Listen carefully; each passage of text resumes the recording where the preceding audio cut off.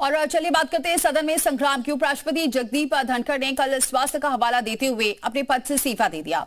उन्होंने राष्ट्रपति द्रौपदी मुर्मू को संबोधित करते हुए एक पत्र में स्वास्थ्य संबंधी कारणों और चिकित्सा सलाह का हवाला देते हुए संविधान के अनुच्छेद 67A के तहत अपने इस्तीफे की घोषणा कर दी, जिसके बाद अब सियासत गर्मा गई है।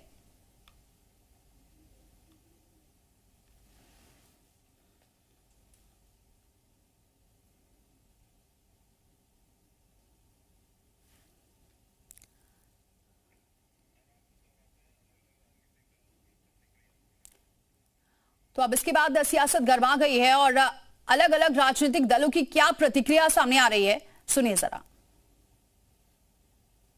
उपराष्ट्रपति जगदीप धनखड़ ने जिस तरह से स्वास्थ्य कानून का हवाला देते हुए कल इस्तीफा दिया है, क्या कहेंगे आप मैम? मैं बस यही कहूँगी कि कहीं असमंजस सा लग रहा है, आश्चर्यजनक लग रहा है कि वो वाइस प्रेसिडेंट जो मार्च में उनकी इतनी तबीयत खराब होने के बावजूद एम्स से जैसे निकलते हैं पार्लियामेंट्री प्रोसीडिंग्स कंडक्ट करते हैं, कल बिल्कुल ठीक ठाक लग रहे थे। और अगर हेल्थ ही रीजन था तो मॉनसून सेशन से पहले दे दिया होता इस्तीफा। सेशन के बीचों बीच पहले दिन जब सारी कार्रवाई ठीक ठाक वो कंडक्ट कर रहे थे, ये देना दिखा रहा है कि उनको प्रेशर कर उनको इससे रेजिग्नेशन। इस्तीफे की बात है तो जो हम लोगों को जानकारी मिली है स्वास्थ्य को लेकर के, तो इसमें हम लोग क्या बोल सकते हैं? किसी का व्यक्तिगत फैसला है और स्वास्थ्य को लेकर के है, तो क्या राजनीति के मायने निकालें इसमें? कारण उन्हीं को मालूम, उससे कुछ हमारा लेना देना नहीं। सरकार जाने तो उन्होंने जाने, तो इसमें हमारा कोई कहने का मकसद ही नहीं है, क्योंकि ये उनकी इच्छा है और गवर्नमेंट की इच्छा है कि उनको स्वीकार करना नहीं करना, वो सब उनकी बात है, हमारा कोई इससे वास्ता नहीं। हम तो कोई स्पेकुलेट नहीं करेंगे कि ये हवाला सही है या नहीं है जो इस्तीफ़ा उन्होंने दिया है। मैं तो व्यक्तिगत रूप से मैं खुश नहीं हूँ कि मैं जब पार्लियामेंट जाऊँगा तो उनको नहीं देखूँगा, क्योंकि मेरे उनके साथ संबंध बड़े वर्षों से हैं और बड़े अच्छे संबंध रहे, पारिवारिक संबंध रहे। और जहाँ जहाँ भी हमारे परिवार के कोई फंक्शन होते थे तो धनखड़ साहब हमेशा आते थे। उपराष्ट्रपति जगदीप धनखड़ के इस्तीफे को क्या कहेंगे? देखिए, समझ में नहीं आया कि अचानक एकदम इस्तीफा किस तरह क्यों दे दिया जी, क्योंकि कोई बात तो है जिसकी पर्दादारी हो रही है जी।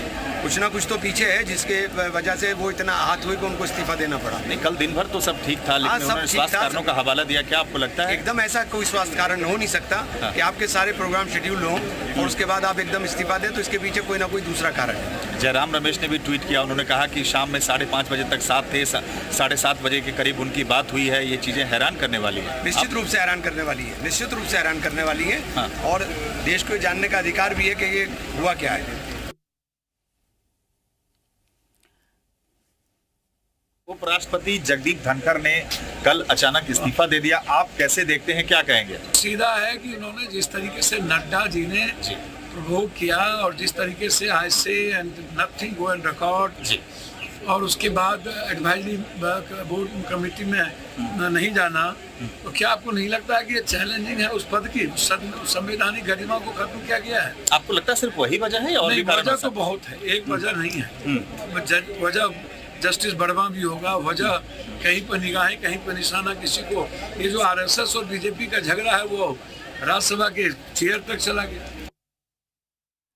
तो तमाम मिली जुली प्रतिक्रिया आ रही है। कोई कुछ सांसद ये कह रहे हैं कि वो संसद में नहीं रहेंगे तो अच्छा नहीं रहेगा, क्योंकि कई सांसदों के पारिवारिक संबंध भी रहे।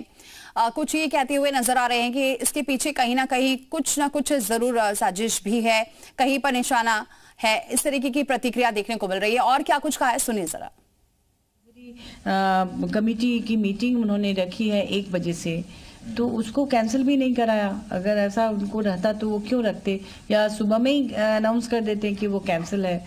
लेकिन वो भी, और कहा जा रहा है कि उसमें जुडिशियरी से रिलेटेड कुछ बड़ा अनाउंसमेंट होने वाला था, तो इसके लिए अटकलों का बाजार भी गर्म है। कुछ लोग इसे पचा नहीं पा रहे हैं, कुछ लोग कह रहे हैं कि इसके पीछे कोई और रीजन भी हो सकता है।